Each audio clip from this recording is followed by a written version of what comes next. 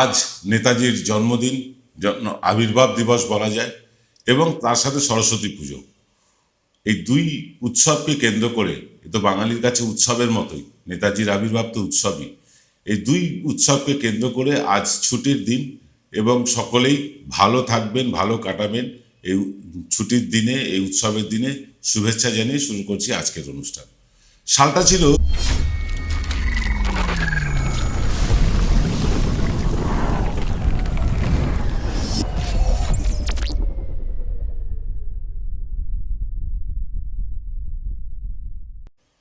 সালটা ছিল 2008।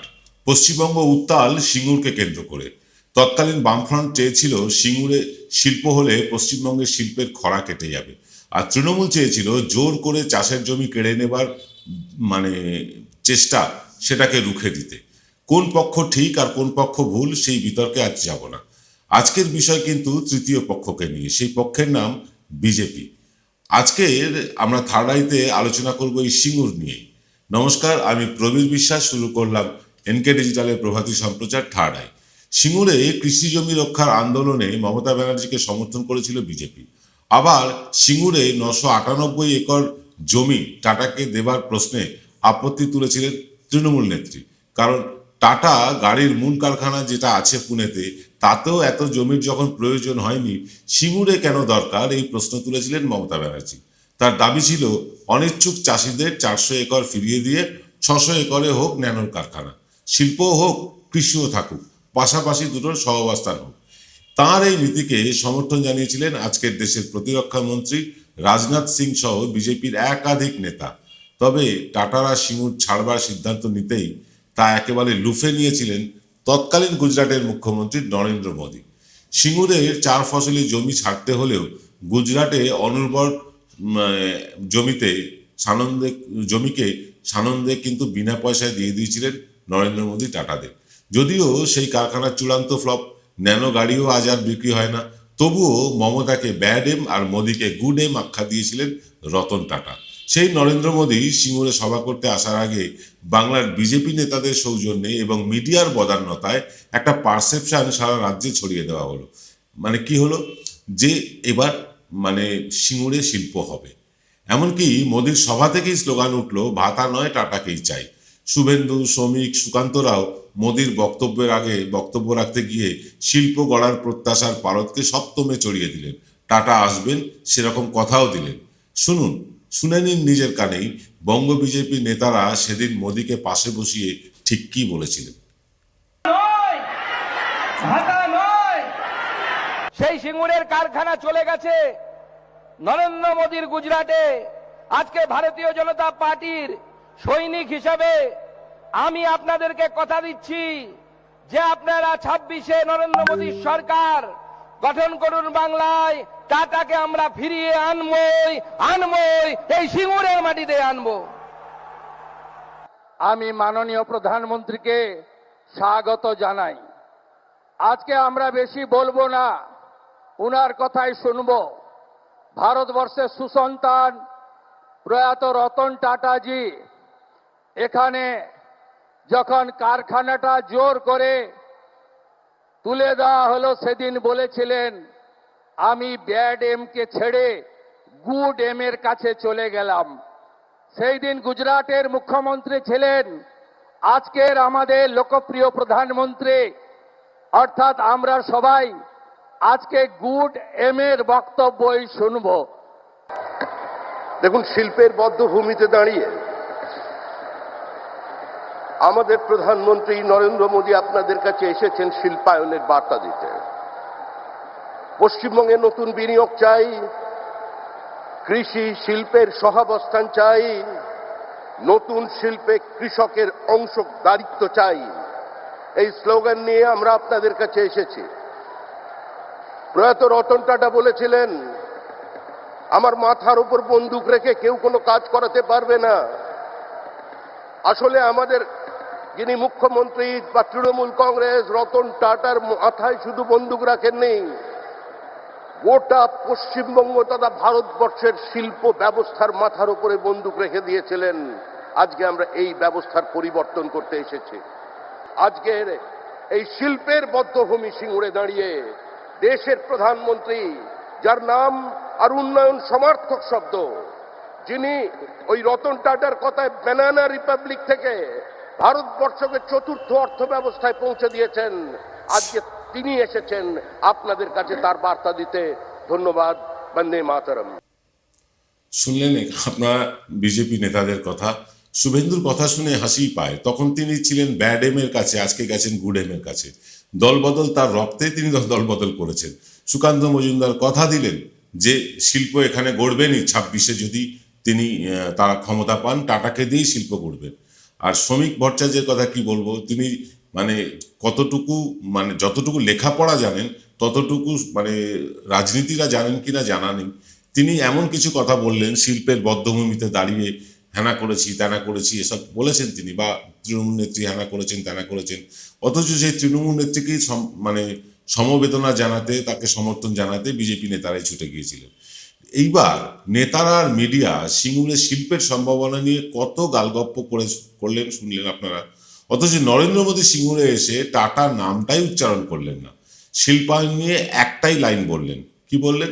শিল্পায়ন হতে গেলে রাজ্যের আইন শৃঙ্খলা ভালো হবার প্রয়োজন, এটাই তিনি বললেন। এই গতানুগতিক কথায় আদৌ কি ছিঁড়ে ভিজল বাংলার মানুষের? নাকি এসআইআর বুমেরাং হওয়ার পর সিঙ্গুরও বুমেরাং হয়ে গেল বঙ্গ বিজেপির জন্য? সে কথাই বলতে আসছি ছোট্ট একটা বিরতির পর। এবার সাধ্যের মধ্যেই হবে মধ্যবিত্তের স্বাদ পূরণ। নতুন বাড়ি, নতুন স্বপ্ন, সুখের নতুন অধ্যায় শুরু হোক এই উৎসবে। Ashoka group, রিডিফাইনিং realty. ফোন করুন 9163502850। জয়গুরু রত্নভান্ডার জ্যোতিষীমা, এখানে গোল্ড মেডেলিস্ট জ্যোতিষী বসেন। হাই কোয়ালিটির আসল গ্রহরত্ন সবচেয়ে কম দামে এখানে পাওয়া যায়। স্থান বেলঘড়িয়া, রানী পার্ক, বটতলা, 2 নম্বর রেলগেটের নিকটে। 9681345722 এবং 9007778922। ফিরলাম বিরতির পর। নরেন্দ্র মোদী সভাস্থল হিসেবে সিঙ্গুরকে বেছে নেবার সঙ্গে সঙ্গেই সব হারিয়ে ফেলা বিজেপির নেতারা আশায় বুক বেঁধেছিলেন যে সিঙ্গুরে মোদী এসে শিল্প গড়ার বার্তা দিলেই তারা বাংলায় মানে একেবারে বাংলাকে শিল্পে মুড়ে দেবেন, সোনায় মুড়ে দেবেন, এই প্রতিশ্রুতি দিয়ে অন্তত নির্বাচনে জিতে যাবেন। এমনকি সিঙ্গুরের কৃষকদেরও সেই কথা বুঝিয়ে সুঝিয়েই তারা সবাই টেনে এনেছিলেন। কিন্তু মোদীজি সবার পর সেই কৃষকদেরই গলাতেই ফুটে উঠেছে চরম হতাশার কথা। হতাশা স্পষ্ট বঙ্গ বিজেপির নেতাদের বডি ল্যাঙ্গুয়েজেও। প্রাক্তন রাজ্য বিজেপি সভাপতি তথাগত রায় একটা কুযুক্তিও দিয়েছেন এই হতাশা কাটাতে। তিনি বলছেন নরেন্দ্র মোদী সিঙ্গুরে এসেছিলেন প্রধানমন্ত্রী হিসেবে, বিজেপির নেতা হিসেবে তিনি আসেননি। তাই সিঙ্গুরের সভা থেকে শিল্পায়নের প্রতিশ্রুতি দিলে অন্য রাজ্য থেকেও শিল্পায়নের দাবি উঠত। তাই তিনি শিল্পের জন্য কোনো প্রতিশ্রুতি দেননি। তথাগত রায় চিরকালেরই গাম্বাট মাথামোটা টাইপের লোক। যে সভা স্টেজে বিজেপির নাম এবং প্রতিচিহ্ন জলজল করছে, সেই সভায় প্রধানমন্ত্রী হিসেবে কিভাবে নরেন্দ্র মোদী উপস্থিত থাকতে পারেন, সেই বুদ্ধিটা যদি তথাগত রায়ের থাকতো তাহলে অন্তত রাজ্য বিজেপি তাকে দূরে সরিয়ে রাখত না। সিঙ্গুরে টাটাকে ফিরিয়ে আনার ব্যাপারে মোদী একটা শব্দ উচ্চারণ না করায় মুখ চাওয়াচাই করছেন বঙ্গ বিজেপির সব নেতারাই। জুৎসই জবাব তারা দিতে না পারলেও নিজেরাই বলা বলি শুরু করেছেন। এমনিতেই যেখানে ভোট আসার আগেই কিন্তু নরেন্দ্র মোদীর প্রতিশ্রুতির বন্যা আসে। সেখানে নরেন্দ্র মোদী বাংলায় আবার একেবারে সিঙ্গুরে এসেও শিল্প আনার ব্যাপারে একটাও কেন কথা বললেন না? তাহলে সবার জন্য ওই জমিটাকেই কেন বেছে নেওয়া হলো যেখানে টাটা শিল্প গড়ার জন্য জমি নিয়েছিল, এবং সুপ্রিম কোর্টের আদেশে সেই জমি ফিরিয়েও দিতে হয়? এমনিতেই প্রধানমন্ত্রী যে রাজ্যে সভা করতে যান সেই রাজ্যের নেতাদের থেকে বিভিন্ন রকম ইনপুটস নিয়ে তার টিম বক্তৃতার বয়ান তৈরি করে টেলিপ্রম্পটারে জুড়ে দেন, এবং মোদী সেই টেলিপ্রম্পটারে ভেসে ওঠা বয়ানটাই পড়েন শুধু। তাহলে কি রাজ্য বিজেপি নেতাদের থেকে শিল্পায়নের আশ্বাস দেওয়ার মতন ইনপুটস তারা কি মোদীর বক্তৃতার লেখার টিমকে দেননি? না, দিয়েছিলেন তারা। রাজ্য বিজেপির তরফ থেকে সেই ইনপুটস দেওয়া হলেও প্রধানমন্ত্রী সেই কথা সন্তর্পণে এড়িয়ে গিয়েছেন, কারণ তার কাছে ছিল আরও এক জোরালো ইনপুট, এবং সেই ইনপুটসগুলো গিয়েছিল 3টে জায়গা থেকে। 1, তার সরকারের গোয়েন্দা বিভাগ, 2, সমীক্ষক সংস্থাগুলো, আর 3 হচ্ছে RSS। মোদির কাছে এই ত্রিফলা ইম্পুটস অনেক বেশি বিশ্বাসযোগ্য মনে হয়েছে রাজ্য বিজেপি নেতাদের চেয়ে। কারণ এখনো পর্যন্ত রাজ্য বিজেপির নেতারা সাংগঠনিক এবং প্রশাসনিক যা যা তথ্য অমিত শাহের কাছে পাঠিয়েছেন তা শুধু নিজেদের নম্বর বাড়ানোর জন্যই, দলকে বাড়ানোর জন্য না। বাস্তবের সাথে তার কোনো মিল খুঁজে পাওয়া যায়নি। রাজ্য বিজেপি নেতাদের এই ঢপের চপ অমিত শাহ হজম করলেও মোদির কিন্তু তা হজম হয়নি। তাই আরএসএস, গোয়েন্দা সংস্থা এবং সমীক্ষক সংস্থার রিপোর্টের উপরেই তিনি আস্থা রেখে টাটা বা শিল্প করার ব্যাপারে একটাও শব্দ খরচ করেননি। কিন্তু কি সেই রিপোর্ট? সেই রিপোর্ট হলো রাজ্য বিজেপির কঙ্কালসার চেহারা, পরিবর্তন সভা পাড়ায় পাড়ায় ফ্লপ হয়ে যাওয়ার এবং সারা রাজ্যে বিজেপির ভোট ব্যাংকে ধস নামার খবর প্রধানমন্ত্রী হিসেবে তিনি ইতিমধ্যেই পেয়ে গিয়েছেন। এই রাজ্য বিজেপি কেন্দ্রের নেতাদের বুঝিয়েছিল যে সিবিআই, ইডি দিয়ে গোটা কতক নেতাকে জেলবন্দি করলেই মমতা বন্দ্যোপাধ্যায়ের সরকারের মুখ পুড়বে আর তাতেই নাকি বিজেপি সরকার গড়ে ফেলবে।